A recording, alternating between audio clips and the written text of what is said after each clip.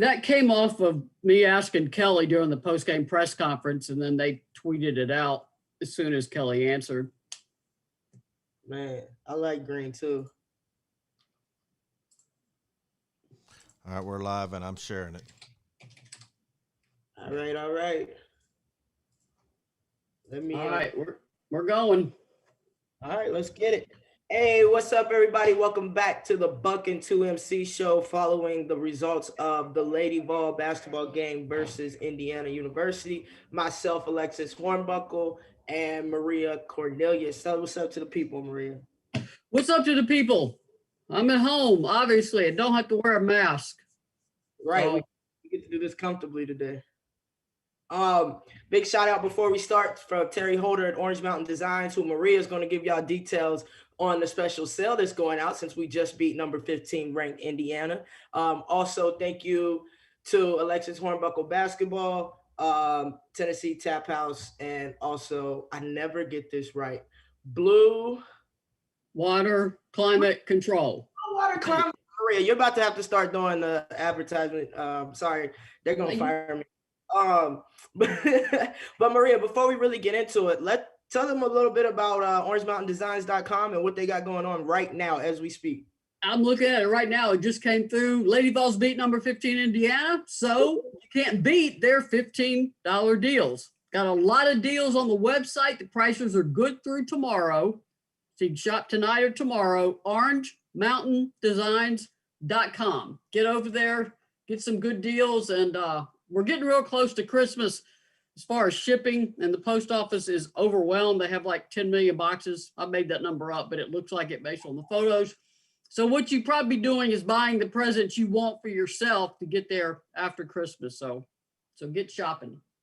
Get to shopping. All right, y'all make sure y'all go support small businesses, but better yet, go support those Lady Vols, okay? So you're killing them twice with kindness. So go get your holiday specials. Let's get straight into it, Maria. First off, congratulations to the Lady Vols for knocking down number 15 Indiana on the road. That was a good feat. We both watched the game. Maria had to help me out, guys. I couldn't find it. Didn't have Big Ten. Then we got it figured out. I didn't even know where the game was. But Maria, since you watched it start, every minute of the game, kind of give us an overview of what you saw and what information you gathered from post-game interviews. They got great start to the game. That's what you need on the road. You need to get your feet underneath you early. And Tennessee, I think it was tied one time. I think Indiana scored the first points, and then Renaya tied it at 2-2. And Tennessee just kept building on its lead and built it up by halftime. Had 10-point lead by halftime, 34-24. Third quarter, as you know, third quarter's got fun. They're up 16. All of a sudden, they're up 1. But that got dicey. But the key is they didn't fold and they didn't lose the lead. And Renaya Davis, just shout out to Renaya Davis. She stepped up big time and came through for him.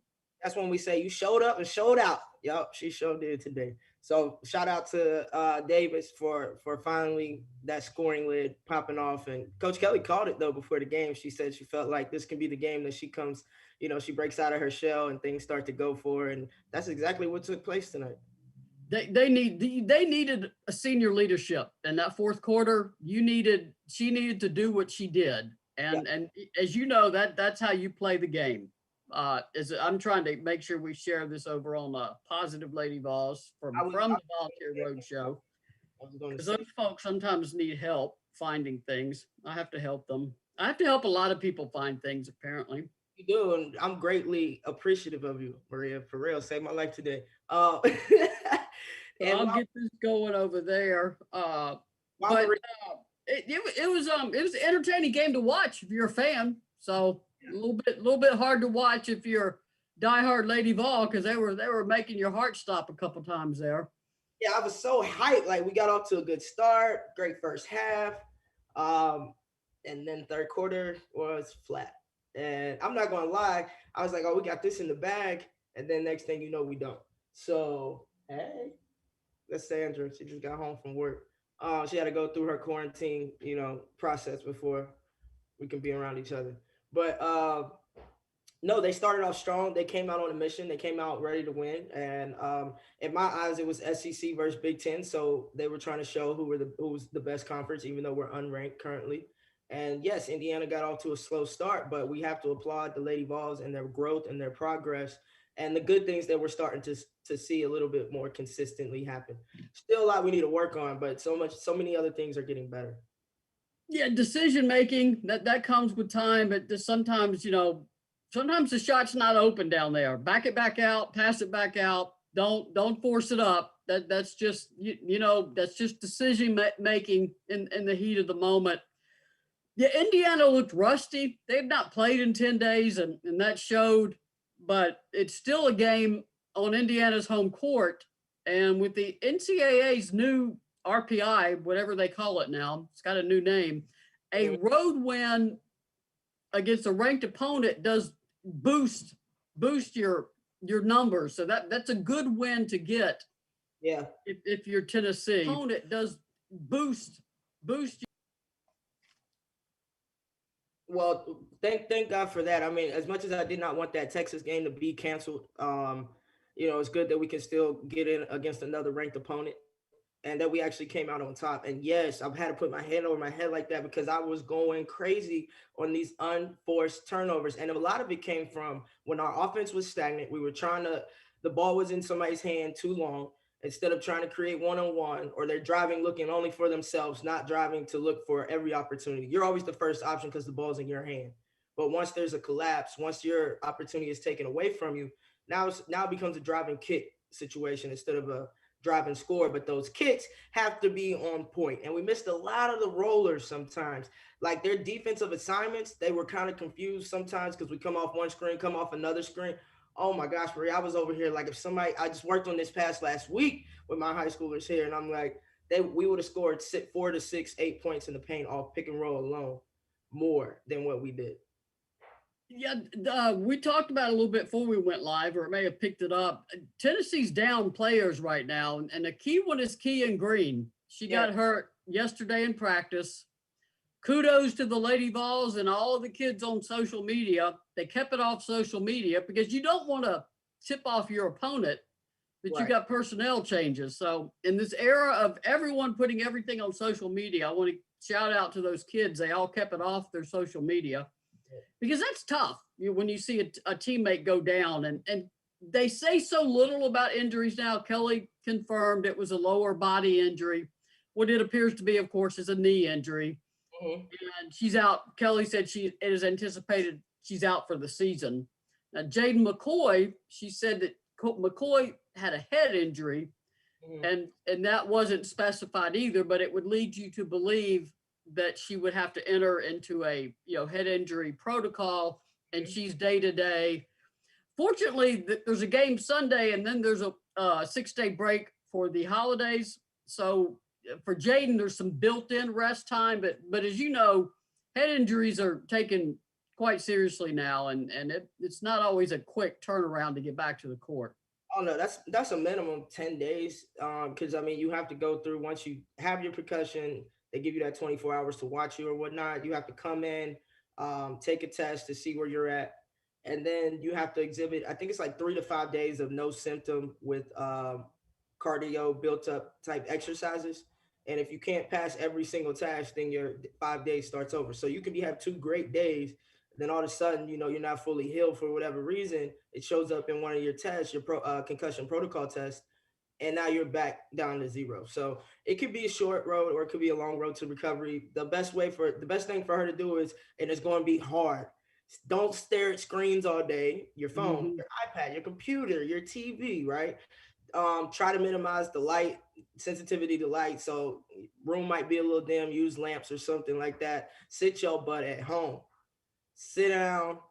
If you're going to study something, write your plays out, write down what you have to do. Don't necessarily watch screens. That's not good. I mean, I was like the queen of concussion. So, but we didn't have the strict protocol. Then Jenny was pretty strict about it, but I'm talking about overall. There wasn't like one solid protocol.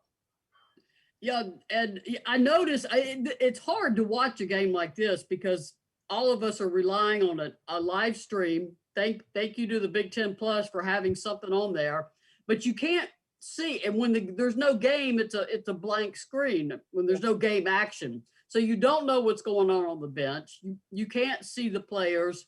I noticed when the players ran out, Tennessee put up a Twitter feed, and I'm sort of counting them as they come out. I'm like, man, there's some players missing. That's not the full roster. So I want to shout out Emily Saunders too. She had to go in and play a lot of minutes in terms of what she's used to. She hit a couple key free throws for them, and I mean they're going to need her. She's with they're going to have to fill those post minutes, particularly until Cassie and Tamari can figure out this foul trouble. They both fouled out with 5 fouls, and they're not moving their feet. They're trying to block everything. They're smacking down.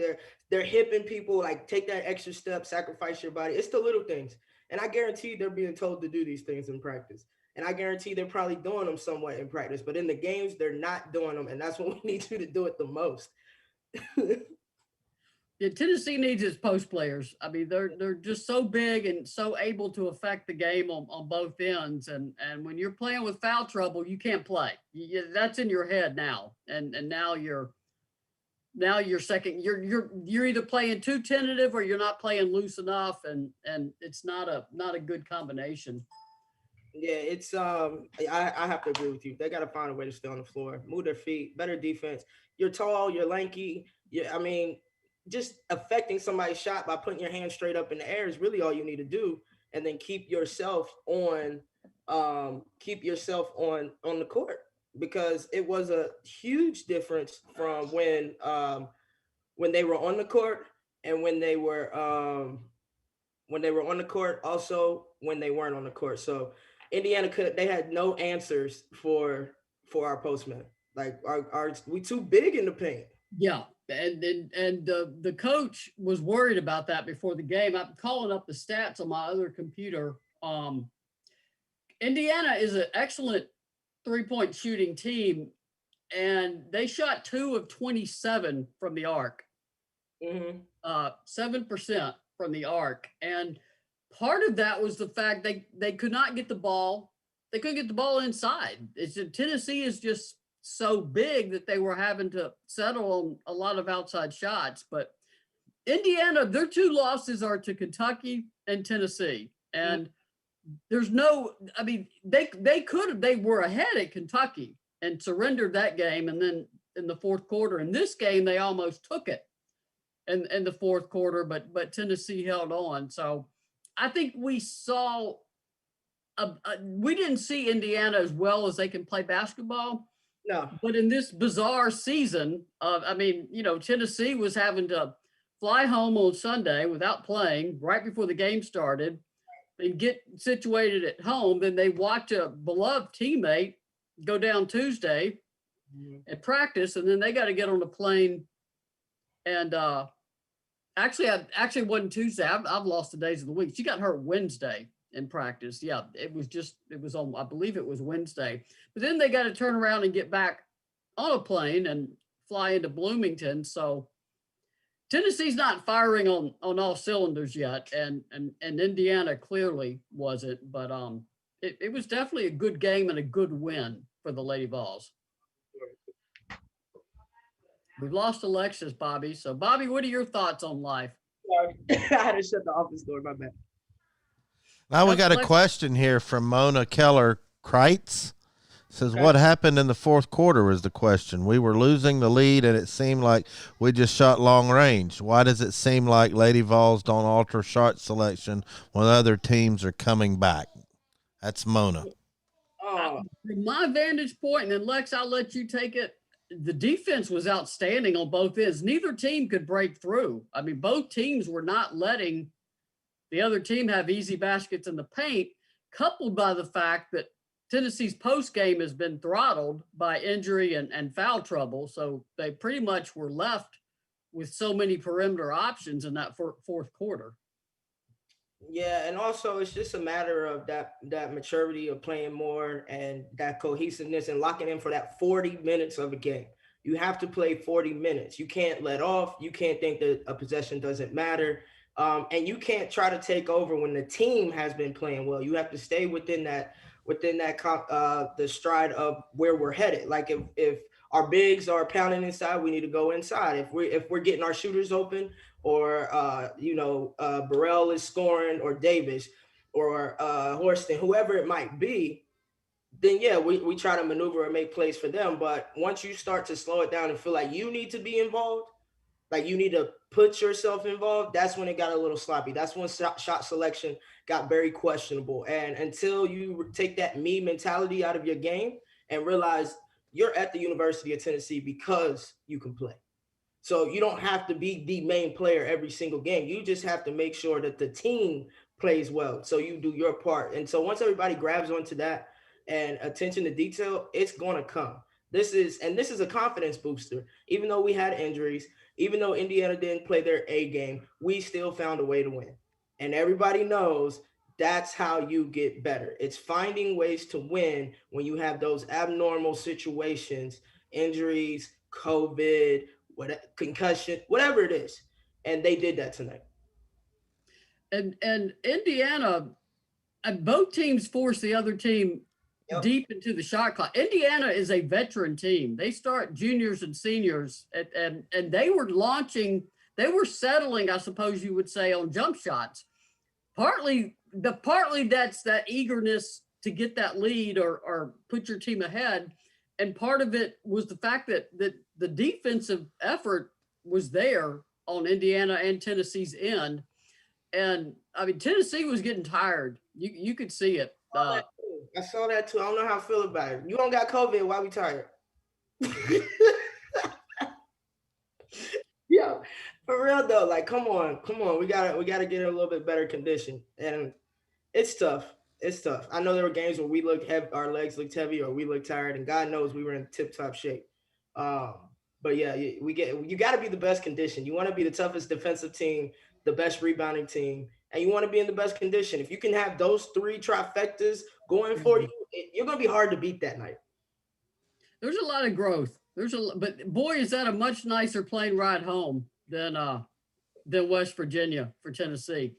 You think they fed them this time? I hope so. Man, why does Alexis sound like Pat Summitt? Like, why are you tired? Like, get going. Hey, yes. What do you mean? Listen, my dad handed me to Coach Summitt, so I was already being brought up in that world, that mentality, that thought process. Then Coach took it to like a whole nother level, and so that took me to a whole nother level, which I think is a good idea, But now I do hear myself. I do hear Coach come out, or I do hear my dad come out. And then I'm like, I just have to laugh at myself because I'm like, I get it now. I get it. As a coach, I get it. Hey, I want to give a shout out before y'all get back to ladies. J. Darius Green is in YouTube over here at Roadshow Locker Room, almost every show. And I want to give a shout out. He says, still hard to hear the Lady Vols are unranked. Shows the growth of the team, of the game. Yeah. Yeah. It's so much parity now than it has ever been in the women's game. So that's tough. And then obviously right after Coach passed away and, the change and then how it went for about 7 years, everything, like, we knew it was going to be a turnaround period. No Tennessee fan expected it to be 10 years down the road, but, 10 plus years down the road. But it is what it is. What do you think, Maria? Yeah, I mean, I've told the story before that, this is what Pat wanted. She wanted competitive basketball across the country with multiple winning programs. And Dean Lockwood said he would sometimes walk in the office and walk past a photo of Pat, and they're dealing with, the parity in the SEC and how the SEC is going to be a bloodbath this season. All of these teams are, my goodness. But Dean said he would sometimes look at Pat and say, "Are you happy now, Pat? Are you happy?" Because, this is what she wanted, but it also means it's a lot harder to win, particularly to win a championship right now. You're going to earn it. Whoever wins it, I hope we get there in 2021. But you're definitely going to earn it this season. Speaking of parity, Vanderveer needs a shout out. Stanford breaking the record, and she gave all kinds of praise to Pat Summitt, her mentor. Man, Tara Vanderveer, like, congratulations. Like, as a Tennessee Vol, someone who had the honor and privilege of knowing Pat, being coached under Pat, and even have a relationship outside of basketball, what she's done for the game is undeniably that can never be repeated what Coach Summin has done for the game of women's basketball. But the way that Tara has kept it going, and being able to hit that mark, it's a lot of games. It's a lot of games to be won. So shout out. I wrote a letter to Lady Vols and fans and posted it on the website I work for at 247 Sports Tennessee. You can get there at govols247.com. It was, I wrote about how it was bittersweet because I kept watching all the coverage and thinking, what if Pat were still here? I mean, Pat would have put that record so far out of touch. But if it was going to be broken, the first person you want to break it in the game is Tara Vanderveer because of her respect for the game, the way she runs her program, her respect for Pat. And you can tell a lot about a program by the way the former players talk about it.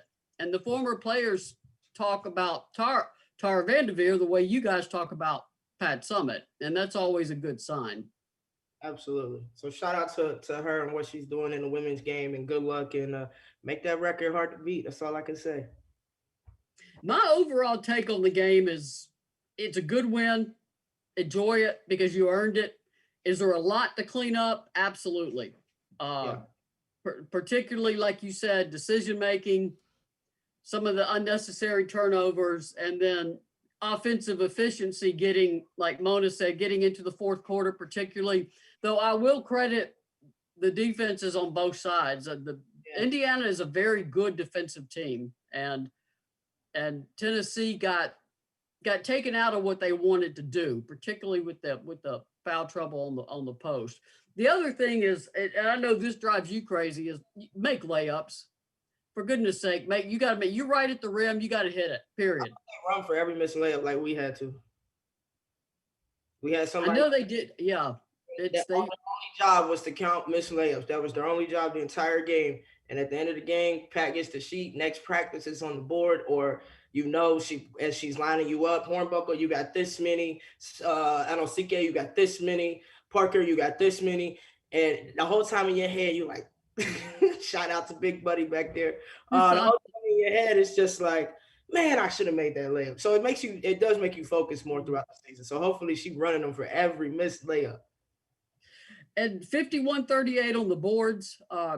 Indiana was concerned about the ability to keep Tennessee off the glass. That's one thing this team has done well is they get on the boards.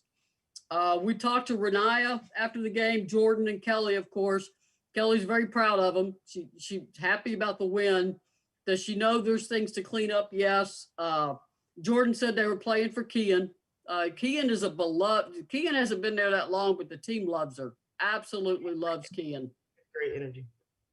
And Renaya, when I asked her about breaking out of her slump, she said, it's time. It's time. I mean, it's about to get scary. Yeah, she knew that she needed to do what she does for this team to have success. And I mean, she scored, I think, like I think it was 6 consecutive or 4 consecutive points in that fourth quarter when Tennessee was clinging to that lead. And Indiana could have tied the game late, and she got back on defense and affected the shot on the layup, got the defensive rebound, and got back down the floor and hit her own layup. So she ended up with 19 points and 15 boards. So that's the Renaya Tennessee needs. Yeah, I think honestly, if I had to give the MVP, it would be her today because she's been playing through the slump, and today was a breakout game. She's always relentless on the boards. Kind of expect that from her. But for 15 boards in a game, period, like that's a big feat, and then to top it with 19 points. So my MVP would be Renaya Davis. What about you? Same. I mean, I said that for Tennessee to have success on the road, Renaya Davis has got to score for them or affect the game in some way. And one thing about Renaya, she can go long minutes.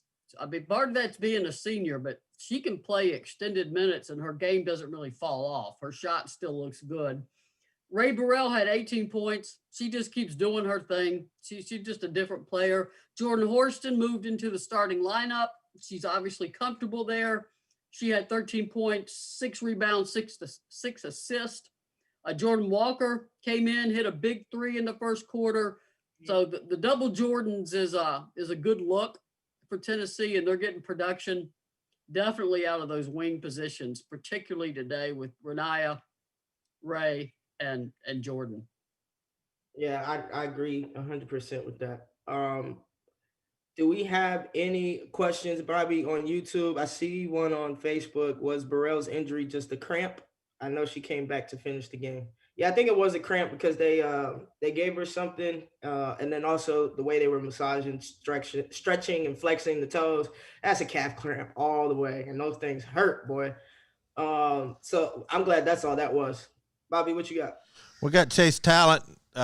He's in the Navy over there in Maryland. He said, "What's up, Catfish? Go Lady Vols." And Jay Darius piped up again and says, "Love the show and good to hear Alexis in my home state."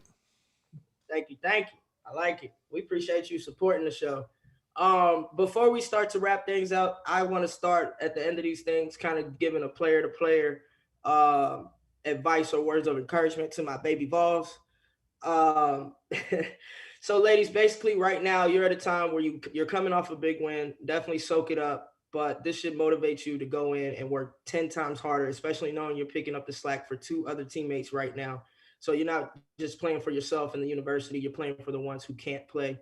So pick them up and go hard. No complaining. Hey, if y'all need somebody, holla at me, hit me up on social media. I'll give you a good talking to if you need it, or just a listening ear, because that's what I had from my older Lady Ball sisters while I was in college, in the pros, and even continue to this day. So we as the people are here for you. Lock in, get focused. Your only desire is to be number one. Nothing else matters. So attention to detail, listen to your coach, apply what she's teaching, and go out there and do it. Yeah, enjoy this flight home and enjoy. Get ready for Jackson State. I mean, don't overlook Jackson State. There are a lot of seniors on that squad. They look like a pretty athletic group. They're coming in Sunday at noon.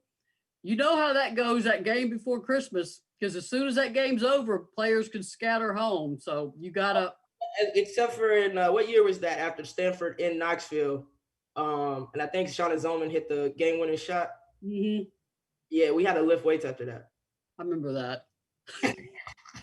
And we had condition. Oh my God, we ran too. And then you got to go home. And then we got to go home. Yeah, I can't make this stuff up, Bobby. No.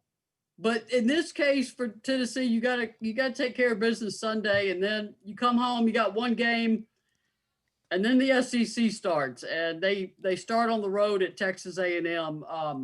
I think Lady Vol fans, good Lord, if they had lost this game, Lady Vol fans would have melted down. So I'm very glad the team, and I was looking up the minutes. Renaya went 38, Ray went 36, Jordan went 35. That's a lot of minutes, and those were the key people that were scoring too. So they're obviously those three can go extended minutes. But yeah, you got to be able. You got to make up for the loss of Kean, and that's and Tamari Key can play extended minutes. She got fouls took her out. We gotta keep her on the court. No, so that's her challenge, and if she really wants to be that key player, she'll figure it out. Yeah, coaches will get it right, but something will click. She'll figure it out. I think it was a good game. I was working, so I was keeping an eye on it as best I could. But like a lot of people, a 4:00 tip is a weird tip time on a weekday. I mean, there's a ton. You go back and look at that film. Kelly's going to find a ton of things to clean up. But right now, she's happy. She's happy with her team. She's happy they got the win, and then they'll get back to work when they get back to practice. Definitely enjoy the win. Prepare for the next game. This is a really good question before we head out. Donis Mink said, what will COVID protocol be after the girls come back to Knoxville after Christmas break? I don't know the exact protocol, Maria or Bobby. They'll be tested obviously immediately when they get back, and they'll have to clear all that testing. I think that typically what they do is come back the day after Christmas, like December 26th, and then the first game is what, the 28th, or I'd have to look it up. So they'll have to clear that COVID protocol before they can all get together again. Hopefully the kids go home, stay in your unit, stay with your family. Don't go venturing out without mask, and avoid crowds and all of that stuff you've got to do right now. Tennessee is the #1 place in the world spiking for coronaviruses. So the fact that the kids are leaving the state of Tennessee may not be such a bad thing right now, except for the ones that live here. So, man, I could tell you when I first came back to Knoxville during this COVID, yeah, man, nobody had on masks. I was like, they do know it's a pandemic, right? Like nobody. And I'm just like, this is crazy. My anxiety was through the roof the entire time. Like, come on, people, let's be smart. Just wear the damn mask. Jesus. yeah, we're in a bad spot here. So maybe they'll go home and be a little safer wherever they can go. But I was going to say something and my brain is fried, so I don't know what I was going to say. But people sometimes talk about Kelly not getting too emotional or too animated. She does if you can watch her off the camera view, like when I can watch the bench. But the camera got her this time. She was unhappy about a foul call in the first quarter, and she was stomping around. She was in that official's face. The official walked off, and she got right over there to get back over there. And I mean, it was like watching Pat. I'm like, man, I'm thinking, Kelly, don't get a tee, don't get a tee. And I can't even remember what exactly she was so mad about, but she was hot with that official. It's hard to coach and not have any emotion. It's there, people. It's there. Nobody's going to coach and just be okay with everything. It's impossible. No, sometimes the camera just picks her up, when she's contemplating something. And I've seen her in practice too. I mean, she's got, well, we can't now because of COVID. Nobody can go to practice except, COVID first tier. But I mean, she's got a voice and she'll use it. And you don't have to really worry about Kelly not getting too fired up, particularly with the officials. Oh yeah. Did Pat ever get any tees? Did she get teed up? Of course. Yeah. I mean, I'd be scared to call a tee. I would be scared to tee her up. Nah, she would try to get technicals just to kind of swing the momentum our way because we got hype. I know I'm speaking for my team. Like something's going wrong and and it's just not all good. Pat's getting all livid. So #1, it's good to see her yell at somebody other than us. And then #2, it does get us hype. We just start clapping like, yeah, let's go. And it changes the whole momentum.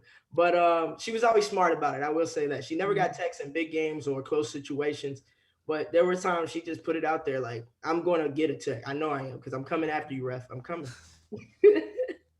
Yeah, she I mean, there's some great video of her stalking referees and and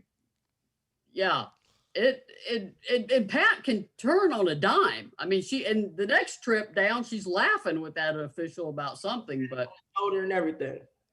Yeah, when Pat's coming for you, you got to be a pretty strong person to not just turn around and run.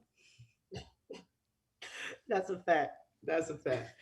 Well, all right, y'all. We hope that you enjoyed tonight's episode of the Buck and 2MC show hosted on the volunteerroadshow.com. Thank you to all our viewers on Twitter, Facebook, YouTube, and the YouTube locker room as well. And our sponsors at Orange Mountain Designs, also Blue Water Climate Control. Y'all see how I got that? Alexis Hornbuckle Basketball. We appreciate you watching. Before we head out, Catfish got something for us. Hey, I wanted to give a shout out to the show that's coming up right after this. VFL Jeff Coleman, national champion Jeff Coleman, starting a podcast called Cole World Podcast, and his first guest is VFL number 31 Gerald Riggs, running back from back in the day, and it's coming on right at 8 o'clock. So I wanted to tell everybody to check that out. Yeah, you'll definitely stick around and listen to that. Hey, Maria, close us out with let them know about that $15 special at Orange Mountain Designs one more time. Yep. Indiana ranked number 15 in the country. So Terry Holder is doing $15 specials at the website, orangemountaindesigns.com.